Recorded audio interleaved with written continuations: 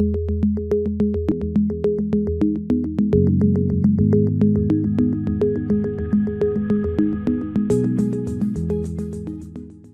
tout le monde, nous voilà sur une nouvelle vidéo. Aujourd'hui, comme vous le voyez, on va voir comment on peut utiliser la baguette magique pour modifier nos images. C'est-à-dire que dans n'importe quelle image, on peut choisir exactement la partie ou bien précisément la partie qui nous intéresse afin de modifier les différentes fonctionnalités de cette partie-là.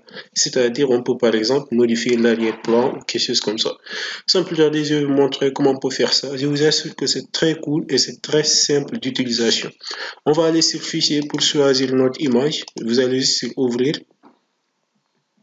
Là, on sélectionne l'image, pourquoi pas celle-là qui se prend. On clique sur Ouvrir. Voilà, on clique sur OK. Et voilà, notre image est là. Donc ici, on veut sélectionner exactement la photo où il y a la personne. La partie où il y a la personne, excusez-moi. Donc, vous allez juste par ici, là où il y a l'outil de la baguette magique. Là, on va sélectionner... Non, excusez-moi, c'est par ici. Donc voilà. Là, on peut additionner en quelque sorte l'épaisseur. Voilà, on peut prendre 45. Et là, on commence à cliquer sur le clic droit de la souris. Donc pour sélectionner les parties où il y a la personne. Là, on se déplace à chaque fois et on clique sur le clic droit des souris. Voilà, voilà. Au fur et à mesure, on voit que l'image est en train de se sélectionner.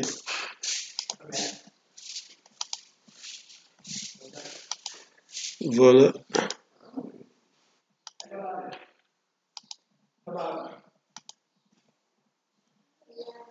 Et voilà, donc on est au terme de la sélection de notre image. La seule chose à faire maintenant, c'est de cliquer sur un CTRL-C pour copier l'image, ensuite un CTRL-V pour coller l'image. Donc si vous allez juste par ici, vous pouvez remarquer que si on verrouille ça, si on ne veut pas voir la partie avec l'arrière-plan de l'image, on va voir que seule la partie où il y a la personne, elle reste par ici. Et donc c'est libre parce qu'on peut se déplacer n'importe où on veut.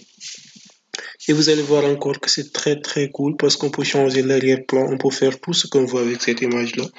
On peut juste aller par ici, par exemple, choisir une couleur d'arrière-plan. Voilà, et maintenant venir juste par ici avec l'outil de peinture et cliquer juste par ici. Et vous voyez que c'est très joli. On peut choisir n'importe quel arrière-plan pour notre image parce que on a juste sélectionné la partie qui nous intéressait sur l'image. C'est tout simplement ça que je voulais vous montrer, chers camarades. Si la vidéo vous a plu, n'hésitez pas à vous abonner sur la chaîne, à liker la vidéo, mais aussi à partager le lien avec vos camarades pour qu'eux aussi puissent en bénéficier. Merci beaucoup, à plus tard.